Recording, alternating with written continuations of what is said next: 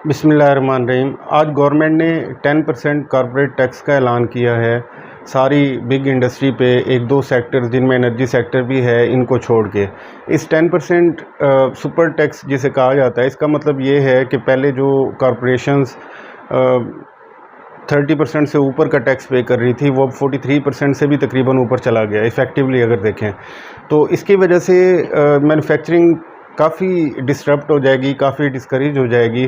और हमारे मुल्क में ऑलरेडी यही बहुत बड़ा मसला है, क्योंकि आप पिछले 3-4 साल में बड़ी मुश्किल से आप देखें तो लार्ज स्केल मैन्युफैक्चरिंग थोड़ी ग्रोथ की तरफ आई थी, 10 to 12% ग्रोथ थी। उससे पहले ये काफ़ी साल तक नेगेटिव में थी और एक्सपोर्ट भी बड़ी मुश्किल से 34-35 बिलियन डॉलर तक पहुंची है। तो ये सारा प्रोसेस जो है ये डिस्टर्ब हो जाएगा, क्योंकि पहले जब पेट्रोल की प्राइसेस बार बार बढ़ाई गई तो यही कहा गया कि मुल्क को बैंकरप्सी से बचाने के लिए किया जा रहा है, और अभी भी ये कहा जा रहा है। दूसरी तरफ देखें तो श्रीलंका जो पूरी तरह बैंकरप्ट हो चुका था, और इतना बैंकरप्ट था कि उसने अपनी जो लोन रीपेमेंट थी वो भी सस्पेंड उसे करनी पड़ी।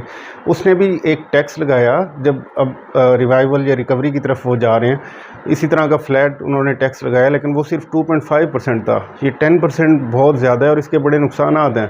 आज हमने देखा मार्केट बुरे तरीके से क्रैश कर गई और इतने पॉइंट्स गिरे एकदम के जैसे कोविड के दौरान हमने देखा था आखिरी बार कि मार्केट की ट्रेडिंग को सस्पेंड करना पड़ता था मज़ीद लॉस से बचने के लिए, जब 5% से ऊपर चला गया लॉस एक दिन में।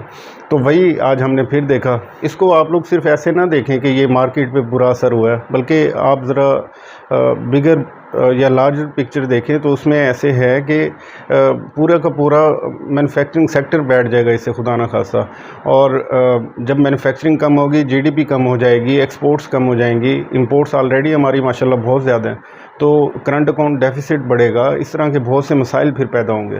तो जो ये कहा जा रहा है कि रिच पे टैक्स लगाया हमने, ये झूठ है, क्योंकि रिच पे तो ऑलरेडी आपने स्लैब्स बढ़ाई थी, बजट में आपने टैक्स स्लैब्स देखी होंगी, तो उस पर किसी ने क्रिटिसाइज़ नहीं किया था। वो ठीक था, जिसकी ज़्यादा इनकम है वो ज़्यादा इनकम टैक्स पे करे, तो उसका रेट ज़्यादा था टैक्स पे करने का। लेकिन ये कॉरपोरेशंस पे टैक्स लगाना, तो ये तो इट्स लाइक किलिंग कॉरपोरेशंस। इससे जॉब कट खुदा न खास्ता आ सकते हैं।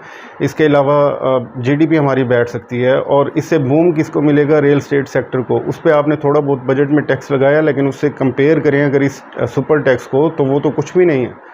और पहले भी हम देख रहे हैं काफ़ी दहाइयों से यही काम ही किया जा रहा है, जिसकी वजह से पाकिस्तान की इंडस्ट्री बैठी हुई है। वो यही काम है कि रियल स्टेट को खुली छूट दी हुई है, वो लोग अंडर इन्वेस्टिंग भी करते हैं और अंडर वैल्यूएशन भी करते हैं और मज़े करते हैं। और दूसरी साइड पे अगर किसी बंदे ने एक नई इंडस्ट्री लगानी हो तो उसे पहले ही 100 तरह की ब्यूरोक्रेटिक रास्तों से गुजरने पड़ते हैं। इंडस्ट्री लगा ले तो आगे इस तरह की टैक्सेस इतने हैं। अब आप खुद सोचें, अगर आपके पास चंद करोड़ या चंद अरब रुपए हों तो आप क्या चूज़ करेंगे? आप ऐसे हालात में इंडस्ट्री लगाना चाहेंगे कि आप टोटल जितना कमाएं उसका 43-45% आप गवर्नमेंट को दे दें? दूसरी तरफ ये रास्ता आसान होगा, फिर आपके लिए कुछ ज़मीन ख़रीद लें, रियल एस्टेट में आप काम कर लें। तो इस तरह ये बड़े मसाइल पैदा होंगे। इससे आप देखेंगे कि एक्सपोर्ट फिगर्स भी नीचे आ जाएंगी, जीडीपी ग्रोथ भी बैठ जाएगी, और इस तरह के दूसरे कई तरह के मसाइल पैदा होंगे। और यही वजह है, हम देख रहे हैं काफ़ी डेकेड से जो बड़े बड़े हमारे मुल्क के बिलियनियर्स हैं, इवन स्टॉक मार्केट में आप देख लें, चाहे एकेडी की हर जगह एग्जांपल हम देते हैं, किल क्रीम ढेडी की, उसकी आप एग्जांपल ले लें। वो भी स्टॉक मार्केट में मे भी इसलिए काम कर रहा है कि उसके पास कई सौ अरब रुपए इन्वेस्ट करने के लिए मैनिपुलेशन हो जाती है, कुछ ना कुछ कमा लेते हैं। लेकिन साथ साथ देखें वो अपनी हाउसिंग सोसाइटीज़ भी बना रहे हैं, वहाँ से बड़ी अच्छी उनको इनकम होती है। एक ज़माना होता था कि यहाँ पे एक जो इंडस्ट्रियलिस्ट होते थे उनका बड़ा स्वैग होता था, लोग बड़ा रिगार्ड करते थे, क्योंकि हर 10 साल में कई नए इंडस्ट्रियलिस्ट उभरते थे जिनकी इंडस्ट्रीज़ होती थी। टेक्सटाइल में बड़ा नाम होता था या दूसरी स्टील में बड़ा नाम होता था। लेकिन अब वो प्रोसेस रुक चुका है। अब हम देखते हैं जो भी नया टाइकून आ रहा है उसका रियल एस्टेट से लेना देना है। आप लाहौर में कहीं देख लें, कराची में कहीं देख लें। तो इस प्रोसेस को रुकना चाहिए और इस तरह के टैक्सेस को गवर्नमेंट को अवॉइड करना चाहिए जो मैन्युफैक्चरिंग इंडस्ट्री को बिल्कुल बिठा दें।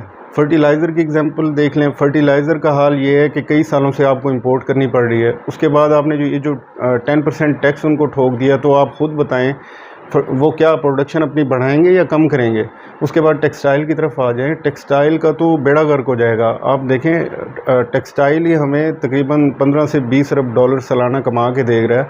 और टेक्सटाइल में जब पिछली पीटीआई की गवर्नमेंट आई, उसने बड़ा फोकस किया, फैसलाबाद की पूरी टेक्सटाइल इंडस्ट्री जो बंद पड़ी थी वो दोबारा से चल पड़ी। और सारी इंडस्ट्रीज़ की तरह टेक्सटाइल में भी प्रॉब्लम थी, अंडर इनवाइसिंग की, एक्सपोर्ट में कुछ ऊपर नीचे चीज़ें होती थी, करते थे जो इंडस्ट्रीज हैं।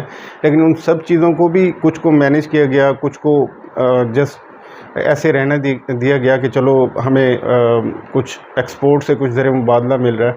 और उसके बाद फिर हमने देखा टेक्सटाइल ने कितना बड़ा रोल प्ले किया। मोर देन हाफ हमारी जो है एक्सपोर्ट का हिस्सा टेक्सटाइल से आता है। अब उनको आप 10% ठोक रहे हैं, वो तो बहुत ज़्यादा हो जाएगा, उनके लिए लॉसेस हो जाएंगे, इंडस्ट्रीज़ फिर से बंद होने लग जाएंगी। और इसका अल्टीमेटली लॉन्ग टर्म में भी हमारी स्टॉक मार्केट पे बड़ा बुरा असर आएगा, क्योंकि जब रिज़ल्ट्स के सीज़न आते हैं, फिर आपको पता है सिर्फ न्यूज़ पे मार्केट नहीं चल रही होती। जब क्वार्टरली, एनुअली और या हाफ ईयरली रिज़ल्ट आते हैं तो वो बड़ा मैटर करते हैं इंडेक्स को ऊपर या नीचे ले जाने में। इसी तरह बैंकिंग सेक्टर है, वो भी इंडेक्स का एक कुछ ख़ास परसेंटेज बैंकिंग सेक्टर पे है, इस तरह टेक्सटाइल सेक्टर पे है। इन सब की जब अर्निंग्स हिट होंगी तो आप क्या सोच रहे हैं। दूसरी साइड पे आप देखें कि आपने फाइनेंस कॉस्ट ऑलरेडी कितनी बढ़ा दी है इन कंपनीज़ के लिए।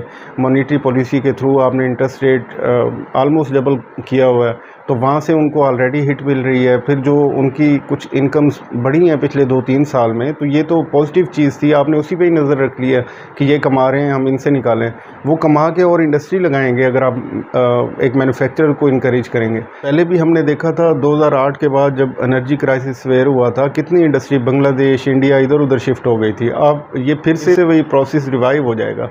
तो मेरा ख्याल है ये बड़ा एक नेगेटिव स्टेप है, चाहे इसे आप बैंक्रप्सी के ख़तरे को सामने रख के देखें या किसी तरीके से भी देखें, तो इस टैक्स को कम होना चाहिए। अगर अबॉलिश नहीं भी किया जाता, 1-2% से ज़्यादा नहीं होना चाहिए ये टैक्स। मार्केट पे अच्छे असरात आ रहे थे चंद न्यूज़ के, IMF डील के, और दूसरा जो एक चाइनीज़ कंसोर्शियम ऑफ बैंक से हमें 3-3.5 अरब डॉलर का लोन मिला। वो ये वाली न्यूज़ सारी उन पॉजिटिव न्यूज़ को निकल गई।